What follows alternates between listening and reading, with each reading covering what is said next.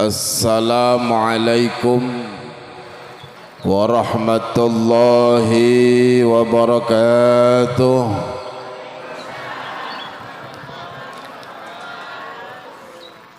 Nahmaduka Allahumma hamdan man rafa'a nafsahu ilal ma'ali wa nasbu dhatihi li ta'atika ala man hafadha janahahu li ummatihi wa ala alihi wa ashabihi alladhina jazamu dhamirahum bi ba'athatihi. Allahumma salli wa sallim wa barik wa karrim wa majid ala sayyidina wa habibina wa syafi'ina wa maulana Muhammad miftahi babi rahmatillah adada ma fi ilmillahi salatan wa salaman daimaini bidawami mulkillah wa ala alihi wa ashabihi wa azwajihi wa dhurriyyatihi wa man shalla alaihi wa man walah. La hawla wa la quwwata illa billahil aliyyil azim. Amma ba'du. Qala Allah Ta'ala fil Qur'anil Karim subhanalladzi asra bi'abdihi laylan minal masjidil haram ilal masjidil aqsa. Ingkang kawula muliakan, yang saya hormati, yang saya muliakan, yang saya cintai, beliau akhina, kakak saya Al-Habib Ahmad bin Talib Al-Attas. Mudah-mudahan beliau diberi panjang umur, sehat walafiat, menuntun kita dunia sampai dengan masuk ke dalam surganya Allah Subhanahu wa ta'ala. Amin Allahumma. Para kiai, para alim, para ajengan, para ulama, para asatidz wal asatidzah, tokoh agama semuanya yang saya muliakan, mudah-mudahan para tokoh agama, tokoh masyarakat, para kiai, para ulama, para asatidz wal asatidzah diberi oleh Allah panjang umur, sehat wal afiat, ilmunya bermanfaat, diberi rizki yang melimpah, yang barokah. Amin Allahumma. Bapak Kepala Desa beserta jajarannya, perangkatnya semua yang saya hormati, jajaran panitia peringatan Isra Mi'raj Nabi Agung Muhammad sallallahu alaihi wasallam Desa Selahonje, Ujung Barang, kampung boleh, kampung Selahonje, iya, Sela, salah, ayah Sela, ayah salah, no penting mah ayah honjean lah. Semua masyarakat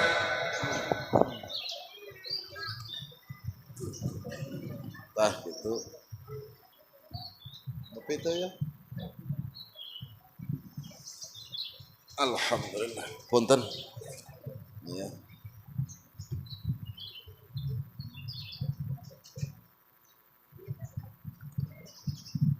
Semua masyarakat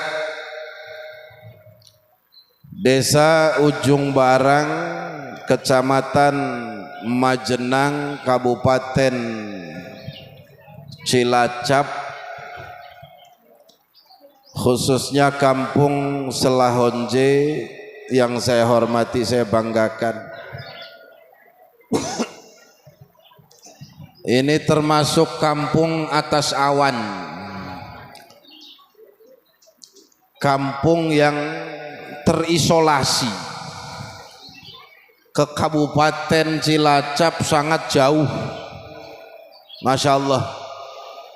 Tetapi kita syukur kepada Allah, alhamdulillah, walaupun jauh dari kota, jauh dari hingar-bingar modernisasi, tetapi alhamdulillah Allah kasih kepada kita iman kepada Allah Subhanahu.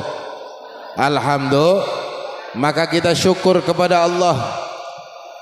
memuji kepada Allah. Alhamdulillah, Allah ciptakan kita hidup di dunia ini, dan Allah panjangkan umur kita.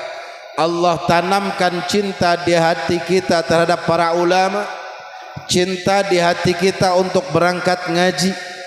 Maka mudah-mudahan kecintaan ini menjadikan kita semua bukan hanya duduk bersama di dunia saja, tetapi kita akan bareng-bareng nanti, bukan di akhirat saja, tetapi kita akan bareng-bareng masuk ke dalam surganya Allah Subhanahu wa taala.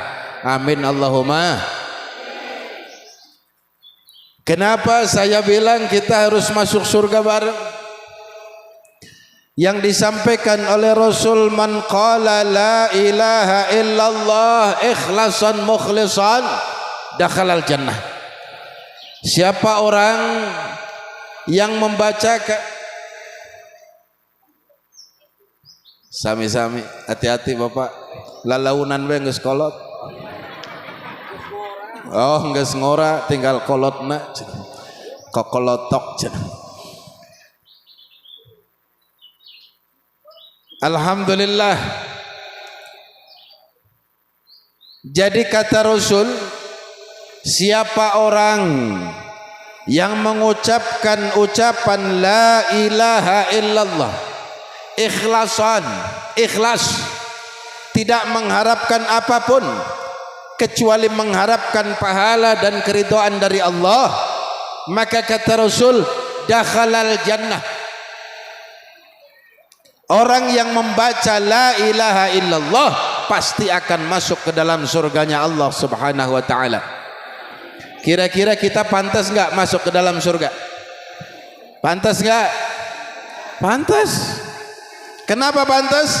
Karena kita membaca la ilaha illallah. Tadi kita sudah bisa baca bareng Ratibul Attas. Di dalamnya ada la ilaha illallah. Dan kita datang ke sini karena siapa?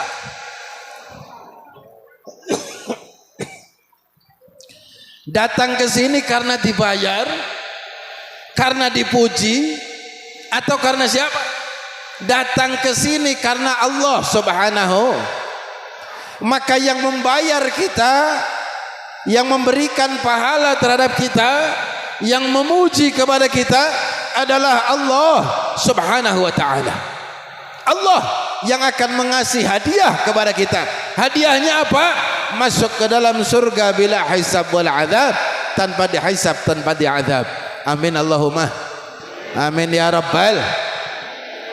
Setelah membaca ratib, kita membaca manaqib yang disampaikan oleh Syekh Abdul Qadir Al-Jilani Al-Baghdadi, mengatakan di dalam manaqibnya, liqaulihi ta'ala wa amma bi ni'mati rabbika fahaddis.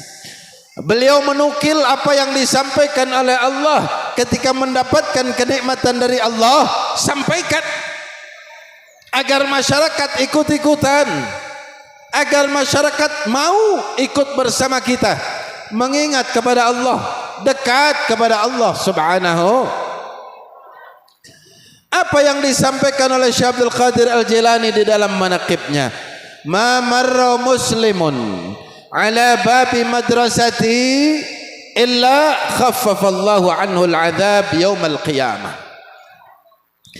Tidak lewat sesuatu kaum manusia, tidak lewat ala babi madrasati, di dalam pintu madrasahku, kata Syekh Abdul Qadir, illa khaffafallahu anhu al-'adzab yaumal qiyamah, kecuali orang yang mau liwat kepada madrasahnya Syekh Abdul Qadir, maka kecuali nanti ketika di hari kiamah kok dia mendapatkan siksa dari Allah, khaffafallahu anhu al-'adzab yaumal qiyamah, maka Allah akan ringankan azabnya nanti di yaumil qiyamah. Itu orang yang terkena azab. Insyaallah kita yang duduk bersama di sini, tadi Habib Ahmad menyampaikan manaqibnya Syekh Abdul Qadir Jilani, maka kita duduk di sini adalah duduk di dalam madrasahnya Syekh Abdul Qadir Al-Jailani Al-Baghdadi, dengan harapan kita diaku sebagai muridnya yang akan masuk ke dalam surga menemani beliau. Amin Allahumma amin ya rabbal. Siapa Syekh Abdul Qadir Al-Jailani? Beliau adalah waliullah, rajanya wali. Syekh Abdul Qadir beliau menyampaikan, wa inna nuru aini fil lauhil mahfuz muqimun. Syekh Abdul Qadir Jailani itu cahaya matanya muqim di lauhil mahfuz. Maka beliau bisa mengerti ketika ada orang datang, beliau tahu ini orang ahli neraka atau ahli surga, tahu.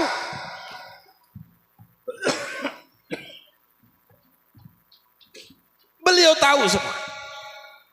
Mengerti beliau kepada apa? Ilmul awwalin wal akhirin. Ilmu yang dahulu dan ilmu yang akan datang. Tahu beliau. Karena beliau dikasih ilmu sama Allah Subhanahu wa taala. Enggak beda. Saya bukan orang yang alim. Beliau Habib Ahmad adalah orang yang luar biasa alim. Saya punya kakak Habib Ahmad, bangga saya. Karena beliau luar biasa alimnya, istiqomahnya luar biasa. Saya yang masih muda datang ke sini telat. Untung telatnya enggak 3 bulan. Kalau 3 bulan kan nanti ada apa selamatan. Beliau pagi-pagi sudah sampai di sini, masya Allah. Di Bandung, Sukabumi, Cianjur, Garut, Sumedang, beliau Habib Ahmad itu terkenal namanya, sekarang ada julukannya Habib Ahmad Manaqib. Karena yang beliau baca itu manaqib. Karomahnya beliau luar biasa. Saya ketemu dengan murid-murid beliau yang berjuang dari awal sampai dengan sekarang, masya Allah. Habib Ahmad luar biasa. Maka tidak salah ketika kita duduk bersama di sini bareng dengan beliau, maka insya Allah Allah turunkan rahmat untuk kita bersama. Dan juga saya punya kakak almarhum Habib Muhammad, luar biasa, masya Allah. Mereka orang-orang yang dekat kepada Allah. Beda dengan saya. Saya orang yang jauh dari Allah. Saya orang yang terlalu banyak maksiat kepada Allah. Maka saya duduk bersama di sini dalam rangka saya mohon mudah-mudahan duduknya kita di sini bersama, dosa kita diampuni oleh Allah Subhanahu wa taala. Hajat kita dikabulkan oleh Allah Subhanahu wa taala. Amin Allahumma amin ya rabbal. Hadirin wal hadirat yang saya muliakan. Mangga barangkali ada minuman, makanannya diminum, minumannya dimakan. Apa? Oh kebalik, makanannya dimakan, minumannya kalau udah habis ya melongo nggak apa-apa. Alhamdulillah. Ini santai kan? Baru setengah 12. Saya ini habis dari sini, itu nanti saya pulang langsung berangkat ke Jawa Timur, ke Blitar, bekerja. Makanya saya juga minta doa kepada hadirin, mudah-mudahan saya diberi panjang umur, sehat wal afiyah, jadi orang yang bermanfaat. Amin Allahumma. Hadirin wal hadirat yang saya muliakan. Maka duduk bersama kita di sini udah baca rotib, baca manaqib beliau Habib Ahmad, baca maulid. Yang dikatakan di dalam maulid bahwa orang, kata Rasul, inna aula bi yaumal qiyamah aktsaruhum alayya salatan. Orang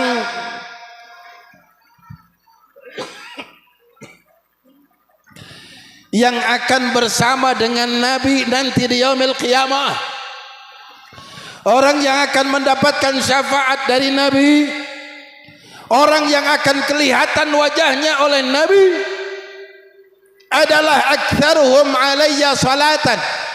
Mereka orang-orang yang memperbanyak salawat kepada Nabi Muhammad sallallahu alaihi wasallam. Allahumma shalli ala Muhammad. Perjuangan Nabi yang luar biasa.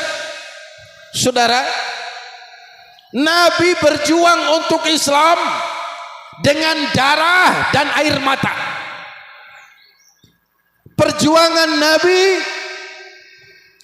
tidak bisa diukur oleh perjuangan kita. Maka saya tadi di perjalanan, ya Allah, Nabi memperjuangkan agamamu ya Allah, berjalan dari Makkah ke Madinah. Perjalanan ratusan kilometer beliau jalan kaki. Saya ke sini pakai mobil. Itu saja sudah merasa jauh. Perjalanan dari rumah ke sini paling 3 jam. Nabi perjalanan memperjuangkan agama Allah dari Mekah ke Madinah ratusan kilometer. Padang pasir dia lalui, gunung dia lalui. Bukan hanya itu, Nabi memperjuangkan agama Allah, diancam dibunuh, dimusuhi, dicaci, dimaki, diasingkan. Itu Nabi kita.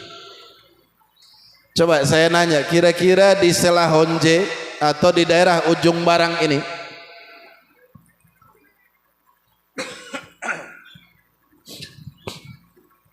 kira-kira ada enggak kiai menyebarkan agama Islam, kiai ngaji, diancam sama masyarakat untuk dibunuh? Ada enggak? Enggak ada. Ada kiai mengajarkan agama Islam dimusuhi sama masyarakat, ada enggak? Enggak ada kan? Kita sudah enak, kiai ustadz sudah enak, perjuangannya enak.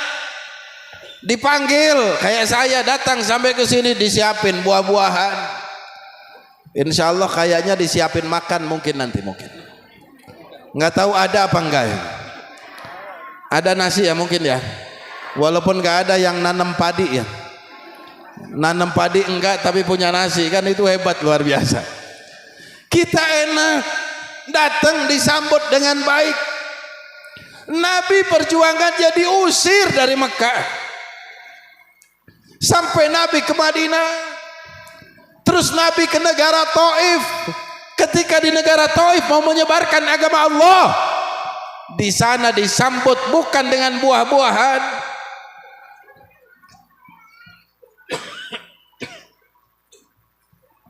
bukan disambut dengan makanan, tetapi disambut dengan lemparan batu oleh orang-orang negeri Taif. Sampai kening beliau berdarah. Nabi berjuang agama Islam berdarah-darah, bercucuran air mata.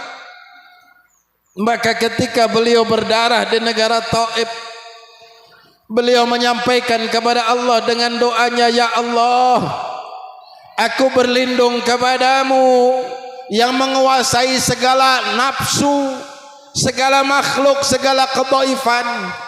Kami yang dhaif, ya Allah, aku akan diajak kemana lagi? Aku akan dituntun kemana lagi? Aku akan disampaikan kemana lagi?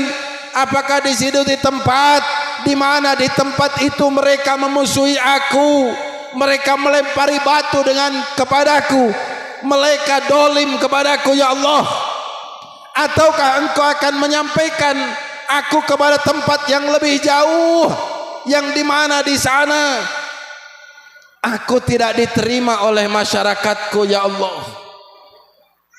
Semua itu aku terima dan aku ridho kepadamu, ya Allah. Nabi ridho, disampaikan oleh Allah, disampaikan di mana saja Nabi ridho. Sampai doanya Nabi berdoa kepada Allah, sehingga Allah menyampaikan kepada Jibril, Jibril turun sampaikan kepada Nabi. Sebelum sampaikan kepada Nabi, sampaikan kepada malaikat penjaga gunung. Apa yang Nabi inginkan? Malaikat penjaga gunung menyampaikan kepada Jibril, wahai Jibril, sampaikan kepada Nabi, kalau Nabi inginkan gunung itu pindah kepada masyarakat yang menghina Nabi, kami siap pindahkan.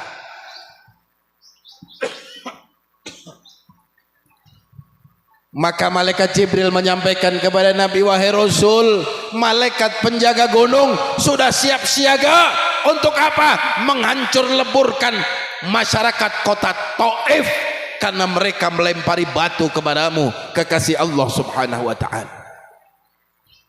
Tetapi Nabi menyampaikan kepada Jibril, jangan Jibril, kenapa mereka berbuat demikian? Karena mereka tidak tahu siapa aku.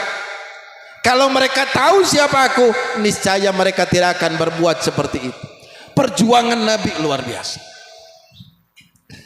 Maka sampai pada suatu ketika masuk di tahun ketika Nabi di Isra dan dimi'rajkan oleh Allah. Di tahun itu perjuangan Nabi yang luar biasa disokong oleh pamannya Abu Talib. Paman Nabi Abu Talib meninggal dunia. Orang yang mendampingi Nabi, membentengi Nabi dari kafir Quraisy. Abu Talib meninggal, Nabi bersedih. Setelah Abu Talib selang beberapa bulan, istri tercinta Nabi, Sayyidatina Khadijah al-Kubra, meninggal dunia. Istri beliau meninggal, paman beliau meninggal, istri beliau meninggal. Nabi susah. Maka sepakat para ulama menyampaikan bahwa di tahun itu adalah namanya Amul Huzan, tahun kesedihan. Nabi bersedih. Coba saya nanya, kira-kira bapak-bapak yang punya istri ketika istrinya meninggal sedih apa bahagia? Begitu istrinya meninggal langsung nikah lagi apa enggak? Berarti kalau istrinya meninggal bahagia enggak? Itu ibu yang ngomong itu. Kira-kira bapak-bapak kalau istrinya meninggal sedih apa seneng?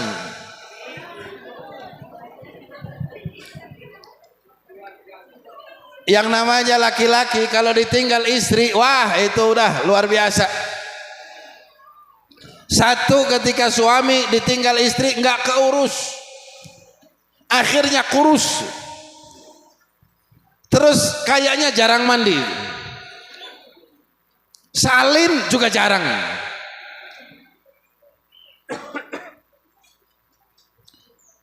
Nabi, kenapa Nabi bersedih? Karena Nabi begitu mencintai Sayyidatina Khadijah. Nggak beda dengan laki-laki yang ada di sini ini, para suami-suami saking cintanya sama istrinya, masya Allah. Cintanya Nabi kepada Sayyidah Khadijah karena apa? Perjuangan Sayyidah Khadijah yang luar biasa. Islam maju di sebuah negara, Islam maju di dunia, itu semua berkat perempuan. Berkat perempuan. Islam maju di negara, di dunia ini berkat siapa? Perjuangan Sayyidatina Khadijah al-Kubra. Selahonje maju Islamnya karena apa? Perempuannya pada gelem ngaji, pada mau ngaji. Alhamdulillah. Pembangunan di desa ini maju karena perempuannya mau membangun. Semua ada perjuangan perempuan yang luar biasa. Bagaimana Sayyidatina Khadijah al-Kubra berjuang untuk Islam? Sayyidah Khadijah diceritakan beliau adalah perempuan yang paling kaya di Mekah. Paling kaya. Kekayaannya seperempat kota Mekah, itu kekayaannya Sayyidatina Khadijah. Dari kayanya Sayyidatina Khadijah, beliau mempersunting Nabi, mau dinikahi sama Nabi. Yang Nabi waktu itu adalah pelayannya atau pembantunya Nabi, pembantunya Sayyidatina Khadijah.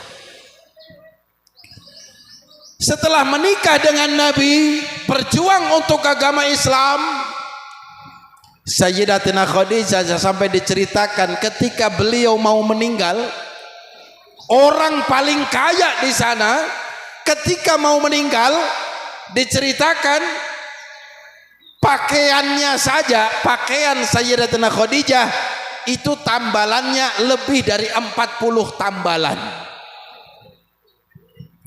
Coba saya nanya, kira-kira di sini ada nggak ibu-ibu yang pakai pakaian tambalan? Ada nggak? Sudah nggak ada kan? Bahkan kerudungnya ibu-ibu di lemari berapa lusin aja? Itu baru kerudungnya.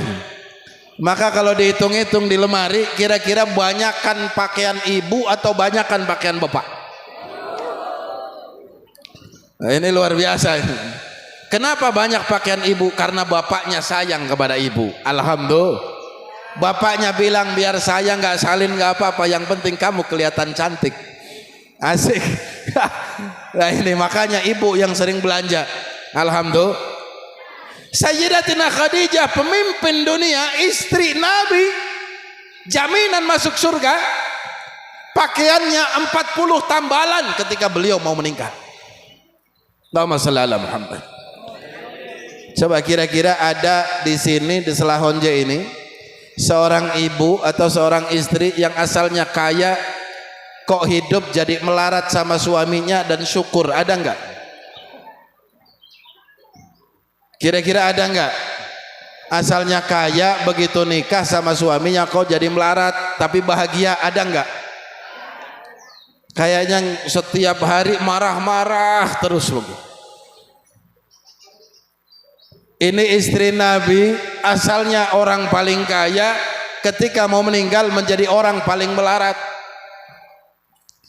Tetapi Sayyidatina Khadijah menyampaikan kepada Rasul dalam sakitnya beliau, Sayyidatina Khadijah menyampaikan, wahai Rasul, aku sudah sakit dan aku merasakan bahwa sebentar lagi aku akan dipanggil oleh Allah. Wahai Rasul, aku hanya menyampaikan kepada engkau, wahai Rasul, tolong. Dulu aku menjadi orang paling kaya di sini. Setelah aku menikah dengan engkau, hartaku habis. Aku perjuangkan untuk agamamu, agama Islam. Ketika ada sahabat mau berperang, nggak punya senjata, aku belikan senjata untuk mereka. Ketika ada sahabat yang tidak punya pakaian, aku berikan pakaian untuk mereka. Aku perjuangkan agamamu sampai aku nggak punya apa-apa, wahai Rasul. Pakaian aku tinggal satu. Ketika aku meninggal nanti, kita nggak punya uang untuk beli kain kafan. Sampai Sayyidina Khadijah mau meninggal nggak mampu beli kain kafan karena nggak punya uang. Saking sedihnya, saking susahnya, Sayyidina Khadijah menyampaikan, wahai Rasul, aku ridho. Semua hartaku habis untuk agamamu. Aku ridho karena yang engkau sampaikan apa yang disampaikan oleh Allah, walal akhiratu khairu wa abqa, bahwa akhirat itu kekal di sana dan akhirat sangat bagus di sana. Maka semua kau berjuangkan untuk agamamu supaya kau mendapatkan ridho dari Allah Subhanahu wa taala. Nabi seorang suami ketika istrinya menangis menyampaikan kesedihannya ketika mau dipanggil oleh Allah dan menyampaikan dengan susahnya, beli kain kafan aja nggak bisa, Nabi menangis.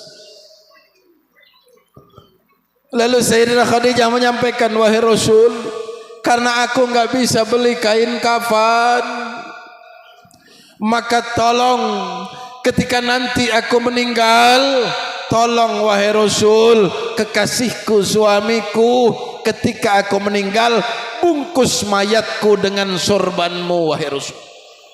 Allahumma shalli ala Muhammad. Bungkus dengan sorbanmu, karena kita nggak beli kain kafan, nggak mampu beli kain kafan.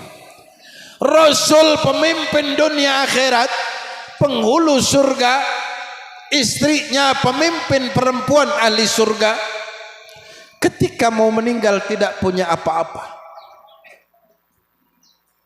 Kira-kira kita sebagai umatnya pernah nggak kita satu hari nggak punya uang sepeser pun? Pernah nggak? Kira-kira pernah nggak kita satu hari satu malam hanya makan satu butir kurma? Pernah nggak? Pernah nggak kita satu hari satu malam sebagai umat Nabi makan sehari semalam hanya 1 kali, pernah enggak? Enggak pernah. Betul begitu? Enggak pernah.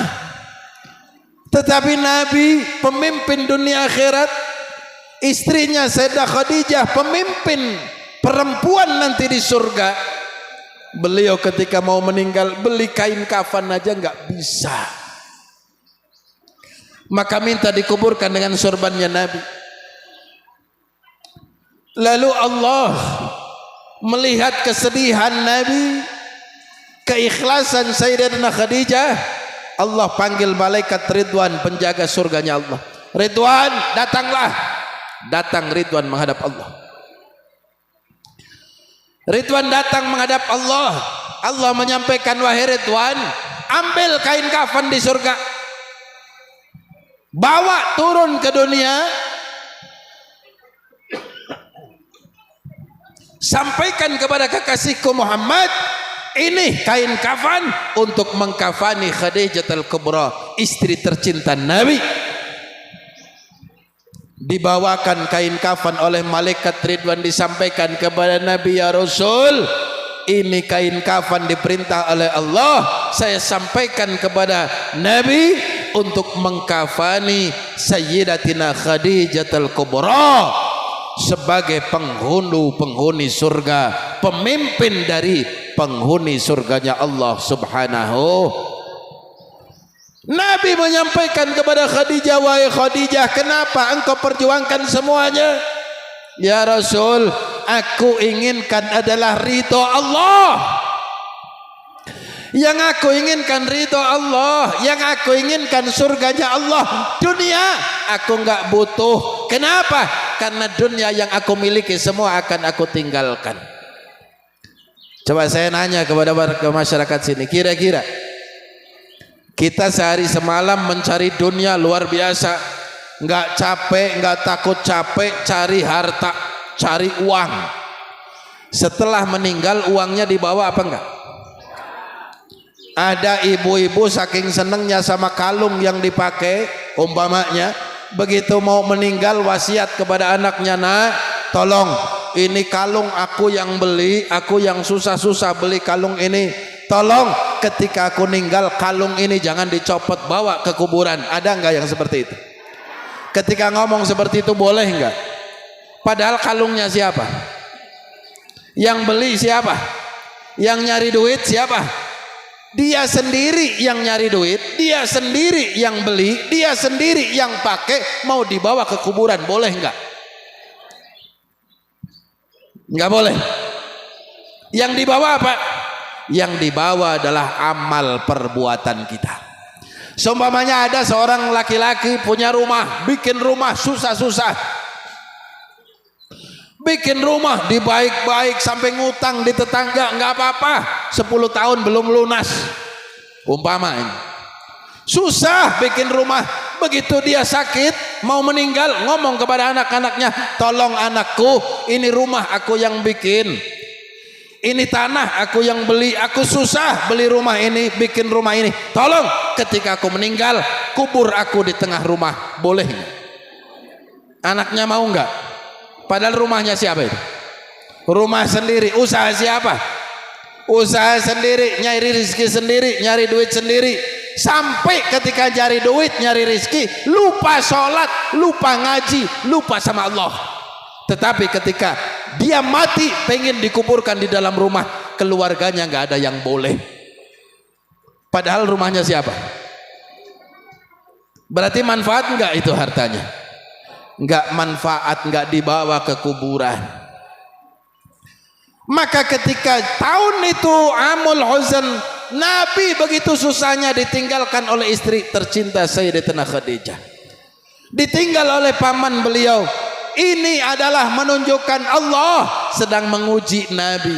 Ini ujian bagi Nabi. Ujiannya apa? Bahwa Allah sedang meningkatkan keimanan Nabi, walaupun Nabi imannya sudah sempurna, supaya Nabi tidak bergantung kepada siapapun, tetapi Nabi hanya bergantung kepada Allah Subhanahu Coba saya nanya, kira-kira orang sini kalau nggak makan mati apa hidup? Berarti yang bikin mati makanan apa Allah? Kalau Allah tidak berkehendak kita mati, kita nggak akan mati. Kalau Allah berkehendak kita mati, kapanpun kita bisa mati. Bukan makanan yang bikin kita mati kok. Bukan makanan. Cuman kita kadang-kadang lupa kepada Allah, lebih ingat kepada dunia. Ya Allah, kalau saya nggak makan saya akan mati. Emangnya makanan bisa bikin mati kamu? Allah yang bikin mati. Kita bergantung kepada selain Allah. Naudzubillah min